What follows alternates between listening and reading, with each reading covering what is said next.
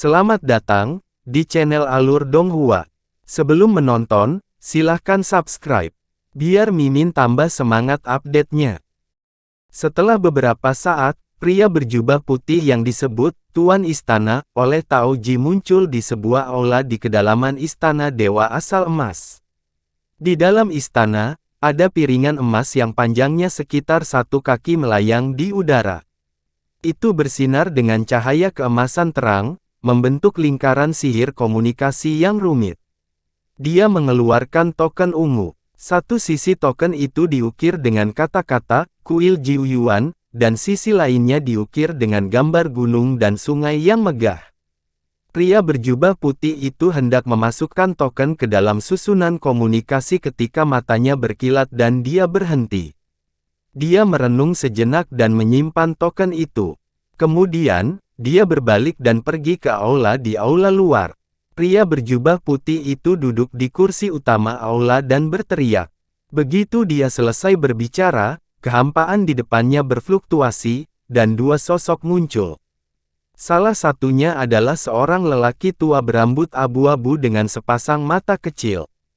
Hidungnya hampir 2 kali panjang hidung orang biasa, dan dia memiliki 2 kumis kuning layu di atas bibirnya. Sekilas, dia tampak seperti tikus besar yang berubah menjadi roh.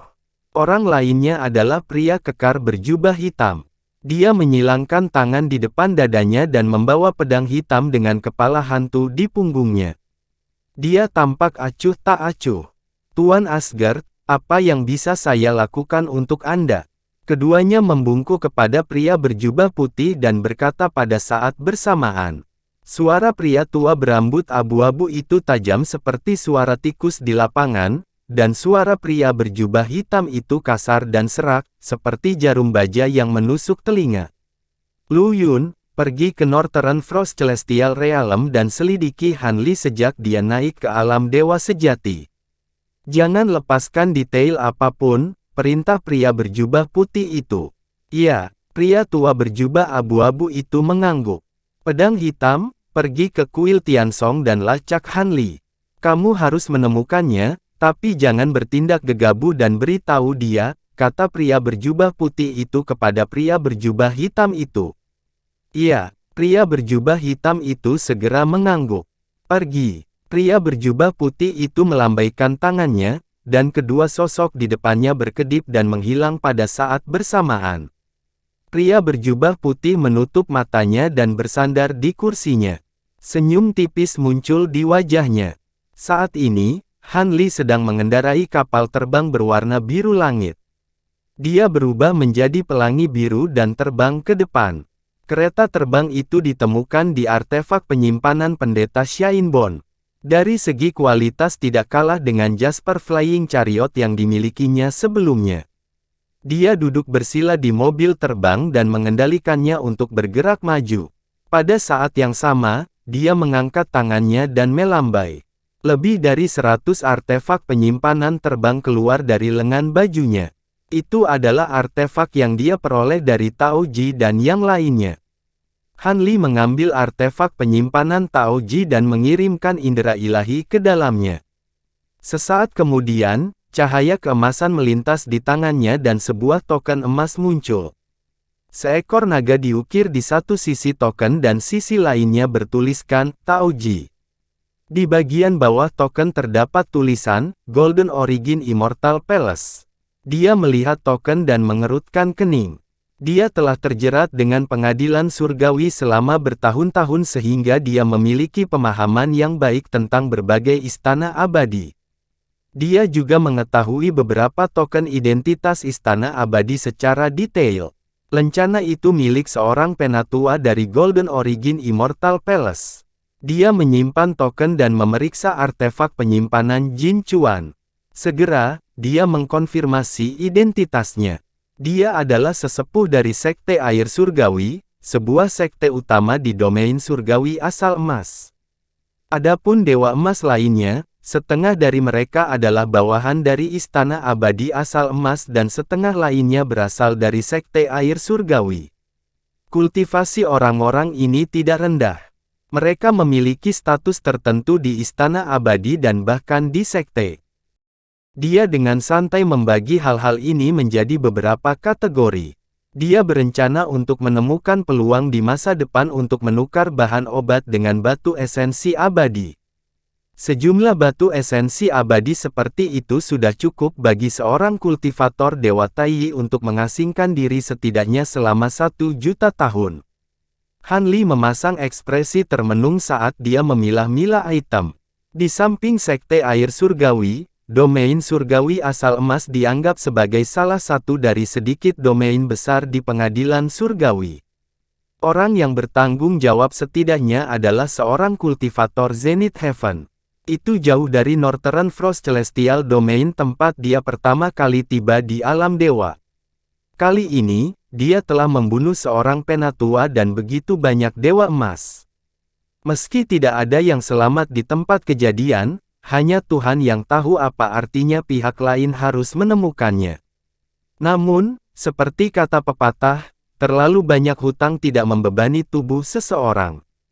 Karena identitasnya telah terungkap dan dia dicari oleh pengadilan surgawi tidak akan melepaskannya hanya karena dia membunuh satu tetua. Dalam hal ini, dia mungkin juga pergi jauh-jauh.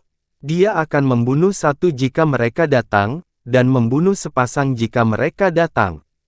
Dengan kultivasi dan kekuatan fisiknya saat ini, dia bukan lagi dewa sejati kecil yang baru saja tiba di dunia abadi. Bahkan jika seorang kultivator Zenith Heaven datang secara pribadi, bahkan jika dia tidak dapat menghadapinya, dia masih memiliki kepercayaan diri untuk melarikan diri.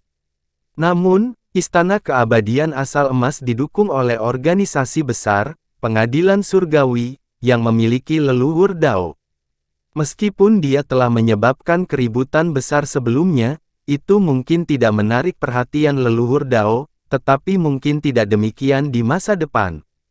Meskipun dia sangat percaya diri dengan kekuatannya sendiri, dia tidak cukup sombong untuk melawan seluruh pengadilan surgawi.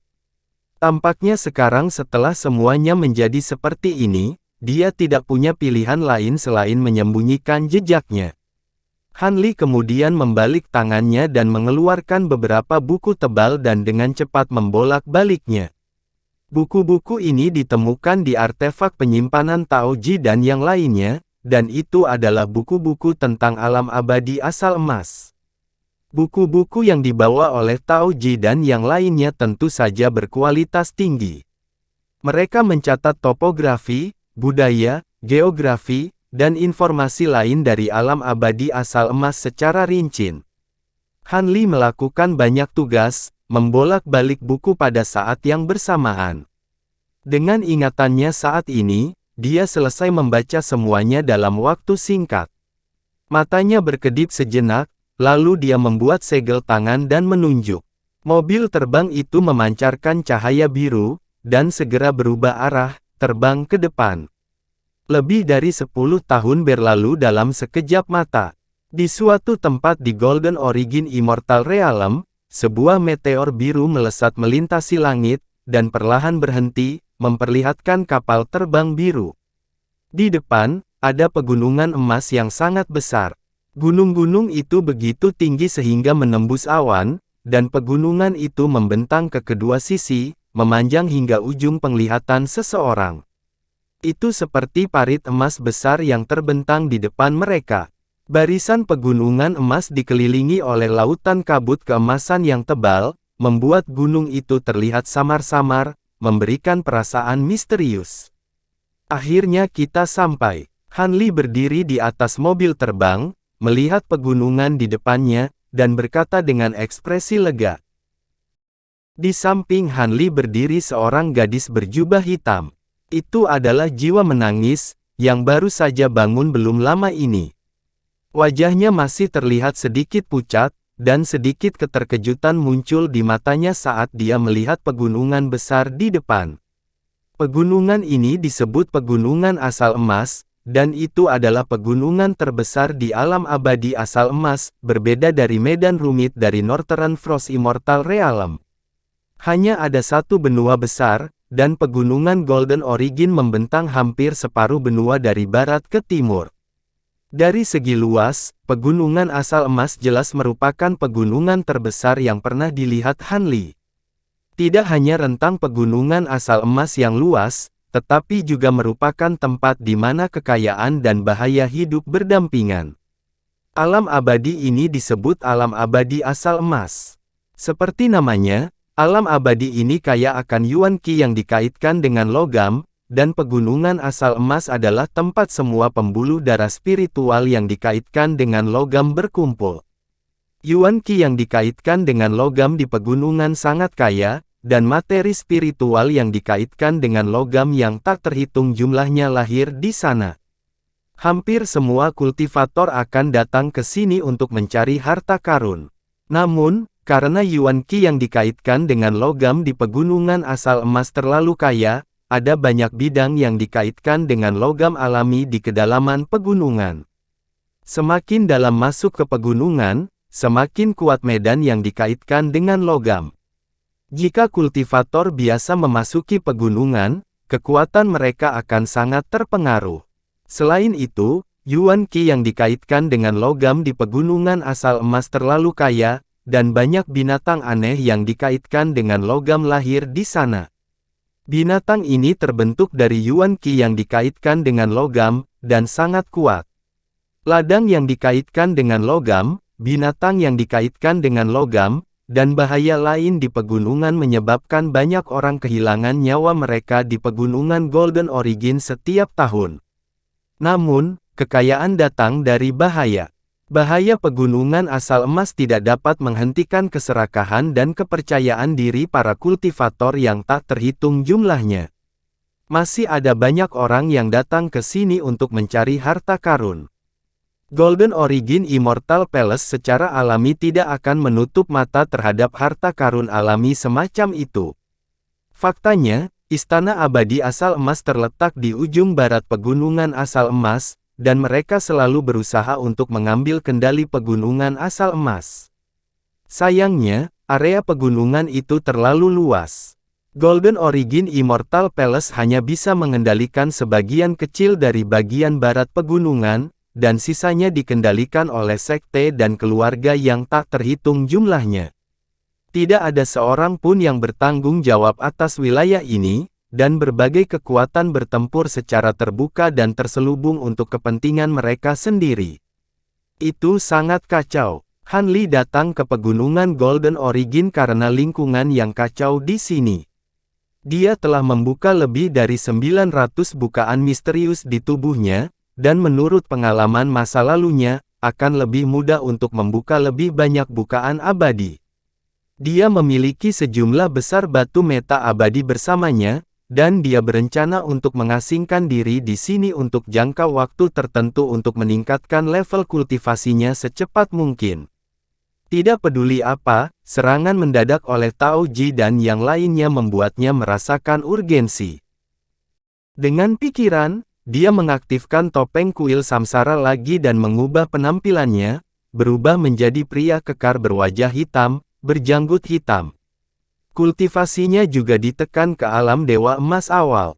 Tuan, haruskah saya menggunakan topeng kuil samsara untuk mengubah penampilan saya juga? Weeping Soul bertanya ketika dia melihat tindakan Hanli. Ini adalah alam abadi asal emas, dan tidak ada yang akan mengenalimu di sini. Tidak perlu menyusahkan dirimu sendiri. Hanli menggelengkan kepalanya, lalu mengaktifkan mobil terbang untuk terus bergerak maju. Segera, memasuki pegunungan Golden Origin. Saat mereka semakin dekat, pegunungan Golden Origin tampak lebih megah, dan tekanan besar melanda, mengguncang jiwa mereka. Dibandingkan dengan barisan pegunungan yang luas, Hanli dan Weeping Soul seperti dua semut yang tidak berarti. Langit dan bumi yuan qi di sini sangat kaya, dan sebagian besar adalah metal yuan qi. Ada sangat sedikit yuan qi dari atribut lainnya. Lingkungan khusus semacam ini adalah tempat terbaik bagi mereka yang mengolah metode penanaman atribut logam, tetapi sangat tidak menguntungkan bagi orang lain. Namun, lingkungan di sini tidak mempengaruhi Hanli sama sekali. Dia menggunakan pil untuk berkultivasi, dan tidak bergantung pada langit dan bumi Yuan Qi di luar. Tuan, kemana kita akan pergi selanjutnya? Apakah kita akan menemukan tempat di pegunungan ini untuk mengasingkan diri? Wiping Sol melihat sekeliling dan bertanya lagi. Ada banyak kota yang didirikan oleh sekte di pegunungan Golden Origin. Mari kita lihat dulu. Jika aman di luar, kita akan berkultivasi di luar, kata Han Li setelah merenung sejenak. Baiklah. Jiwa menangis mengangguk. Han Li dan jiwa menangis terus berlanjut saat mereka berbicara. Segera, mereka puluhan ribu kilometer ke pegunungan. Ketika kereta terbang melewati Gunung Emas, cahaya keemasan melintas dari sisi gunung, dan monster berbentuk serigala emas terbang keluar. Itu menerkam ke arah kereta terbang seperti panah emas dan menggigit dengan kejam. Han Li menjentikkan satu jari, dan seberkas energi pedang emas melesat maju, menyerang tubuh monster berbentuk serigala itu. Monster berbentuk serigala itu diiris menjadi dua dari ujung kepala sampai ujung kaki, dan sejumlah besar darah keemasan menyembur keluar. Dia melepaskan semburan cahaya biru, yang menangkap dua bagian dari bangkai monster berbentuk serigala itu. Monster berbentuk serigala itu awalnya dalam keadaan lembut dan lembut, tetapi setelah kematiannya, bangkainya dengan cepat mengeras, berubah menjadi dua keberadaan seperti patung emas. Ini adalah Metal Beast. The Weeping Soul Beast berkedip beberapa kali dengan rasa ingin tahu di matanya. Han Li juga melihat dua bagian dari bangkai monster itu dan memotong sebagian kecil dari bangkai itu. Bangkai Metal Beast yang mengeras hampir tidak bisa dibedakan dari biji logam. Tidak ada aura kehidupan sama sekali. Han Li membuang kedua bagian bangkai itu dengan sedikit cemberut. Kekuatan binatang logam adalah nomor 2. Mereka benar-benar bisa menyatu dengan bebatuan gunung di sini, dan mereka sangat tersembunyi. Metal Beast berbentuk serigala ini hanyalah Metal Beast tingkat rendah. Jika itu adalah Metal Beast tingkat tinggi, dia tidak akan bisa mendeteksinya. Dalam hal ini, bukanlah ide yang baik untuk mengasingkan diri di luar. Keduanya terus maju untuk sementara waktu. Selamatkan aku, selamatkan aku. Tepat pada saat ini, gelombang indera ilahi yang berubah menjadi gelombang suara bergerak ke arah mereka dari kiri. Sepertinya seorang wanita, dan suaranya sangat sedih dan menyedihkan. Fluktuasi indera ilahi ini sangat unik, dan ditransmisikan langsung ke hati mereka berdua. Han Li mengangkat alis. Teknik mengubah indera ilahi menjadi gelombang suara ini cukup baru, dan jauh lebih maju daripada transmisi indera ilahi. Tuan, haruskah kita, The Weeping Soul Beast menoleh ke Han Li dengan ekspresi simpatik. Kalau begitu ayo kita lihat. Han Li tidak ingin ikut campur dalam urusan orang lain, tapi karena Weeping Soul Beast telah berbicara, dia tidak bisa menolak. Apalagi dia juga sedikit tertarik dengan pemilik suara ini. Dia membuat segel tangan untuk mengubah arah kereta terbang. Pada saat yang sama, dia menggunakan teknik rahasia untuk menyembunyikan jejak kereta terbang dan terbang ke arah itu. Beberapa napas kemudian, mobil terbang itu berhenti di sisi jurang. Di dalam jurang, ada 5 bola cahaya keemasan yang mengelilingi seorang gadis cantik berbaju biru dalam pertempuran sengit. Teriakan minta tolong datang dari gadis berpakaian hijau. Situasi gadis itu tidak baik saat ini, cahaya hijau pelindungnya telah ditekan menjadi hanya lapisan tipis, dan itu bisa menembus kapan saja. Sambil mencoba yang terbaik untuk menahan serangan di sekitarnya, dia mengirimkan gelombang suara aneh untuk meminta bantuan. Iya, Han Li memasang ekspresi terkejut. Gadis berbaju hijau memiliki ekor rubah hijau panjang di belakangnya. Dia dari ras monster dan kultivasinya juga tidak lemah. Dia sudah berada di tahap tengah dewa sejati. Cahaya emas yang mengelilinginya adalah 5 Taois yang mengenakan mahkota emas dan jubah berbulu. Ada pola kuda emas di sudut jubah mereka. Tampaknya itu adalah seragam dari beberapa sekte. Mereka berlima juga telah mencapai ranah dewa sejati. Meski baru di tahap awal, mereka memiliki keunggulan dalam jumlah. Mereka berlima masing-masing memegang bendera emas besar di tangannya, mengucapkan mantra untuk membentuk lingkaran cahaya emas, dengan kuat menekan gadis berpakaian hijau itu. Hehe, gadis iblis kecil, serahkan inti dalam Golden Float Dragon Beast dan dengan patuh menyerah. Melihat Anda memiliki garis keturunan rubah hijau murni, kami tidak akan membunuh Anda.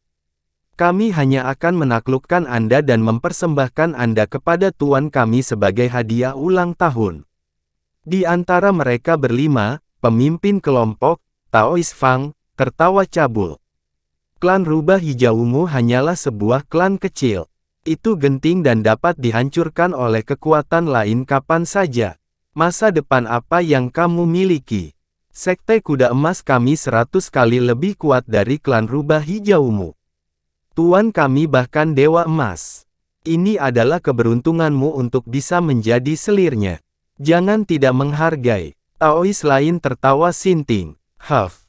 Jika bukan karena saya menghabiskan sebagian besar energi vital saya dalam pertempuran dengan binatang naga banjir emas, Anda 5 potong sampah tidak akan bisa menjebak saya.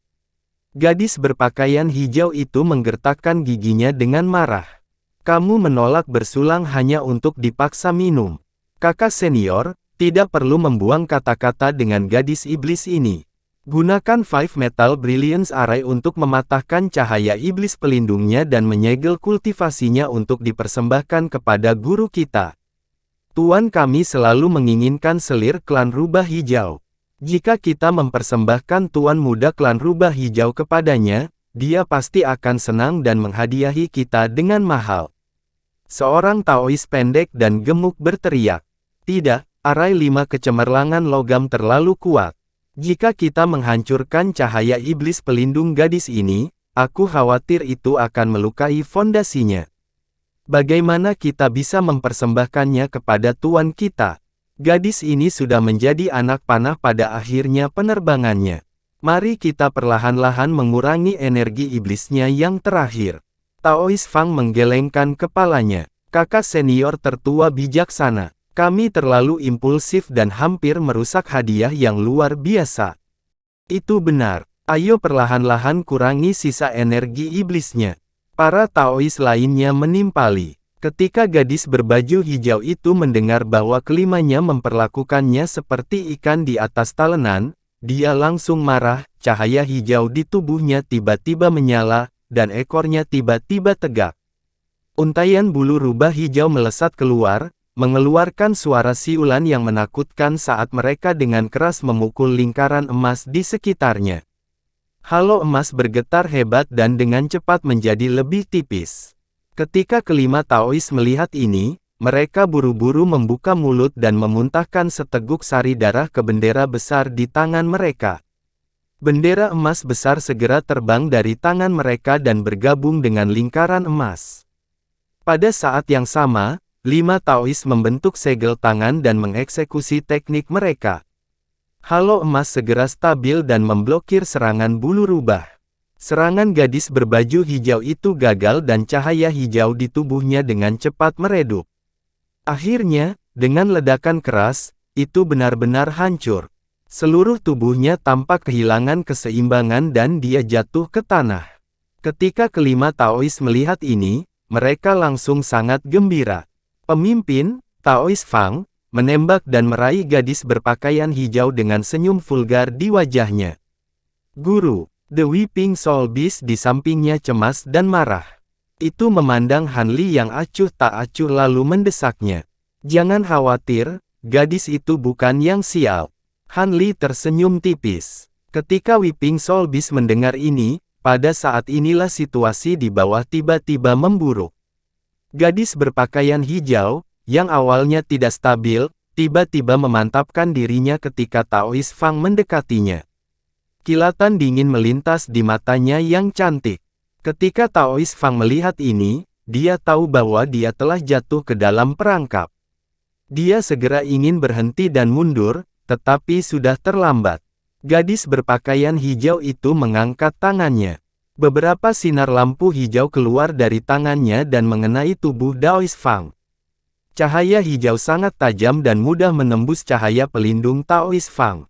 Baru pada saat itulah ia mengungkapkan bentuk aslinya, yaitu beberapa kuku. Titik vital Daoist Fang ditusuk dan dia memuntahkan seteguk darah. Matanya dipenuhi dengan keengganan dan dia jatuh ke tanah dengan bunyi gedebuk. Auranya dengan cepat menghilang dan dia segera kehilangan semua tanda kehidupan. Serangan balik gadis berpakaian hijau itu berhasil. Namun, kekuatan iblis di tubuhnya telah benar-benar habis dan dia tidak bisa bertahan lagi. Dia juga jatuh ke tanah dan auranya sangat lemah. Kakak tertua, kamu gadis iblis, serahkan hidupmu. Ketika 4 lainnya melihat ini, mereka sangat marah dan semua jenis senjata abadi dan harta sihir menghujani gadis berpakaian hijau itu. Wajah gadis itu tidak menunjukkan sedikit pun rasa takut. Dia dengan tenang melihat serangan yang tak terhitung jumlahnya menimpanya. Salah satu tangannya di belakang punggungnya membentuk segel tertentu dan jejak tekad melintas di matanya.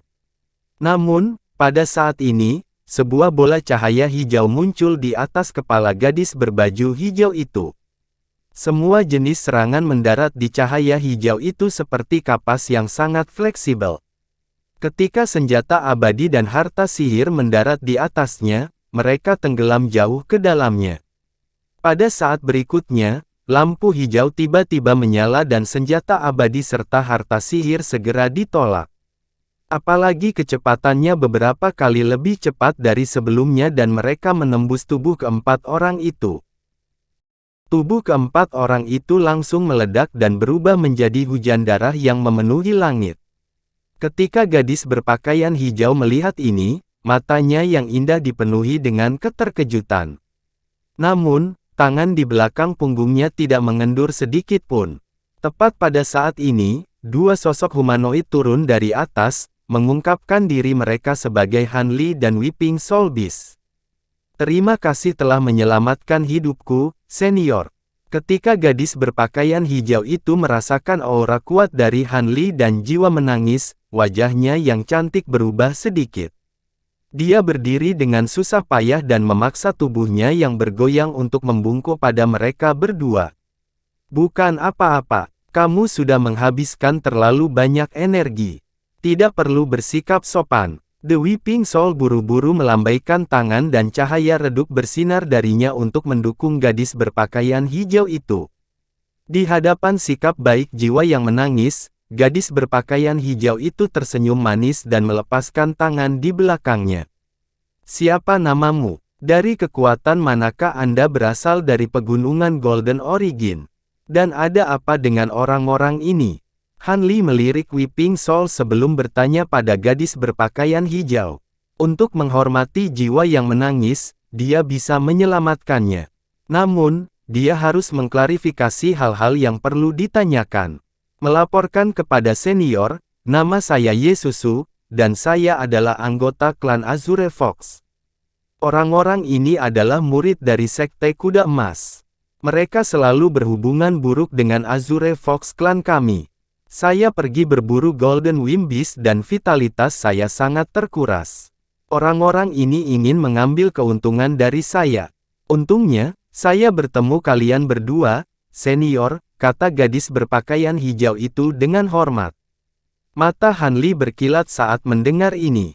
Dia telah menyelamatkan gadis ini karena Weeping Soul, tetapi juga karena dia adalah anggota klan Azure Fox. Mungkin dia terkait dengan klan Rubah Langit tempat Liu Leer berada.